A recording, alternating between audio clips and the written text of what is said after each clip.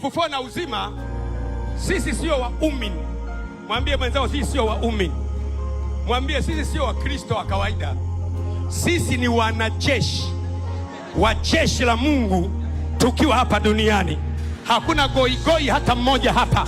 Hakuna legelege kama mmoja hapa. Ukikiamsha tunaamsha. Hapa ni masoja, ni wanajeshi wa ufalme wa Bwana walio tayari kwa ajili ya kazi ya kumtwanga shetani, ponda shetani na majeshi yake. Sisi tunaamini kwenye vita. Hatuamini kwenye compliance. Eti kwamba unajua bwana, tulieni tu, Mwenyezi Mungu atawasaidia, tulieni tu, Mungu atawashika mkono. Sisi wenyewe ndio miungu duniani, tunashika mkono watu. Na tuna salamu yetu kabisa maalum. Na ndio maana ukiwa hapo watu na saluti yetu.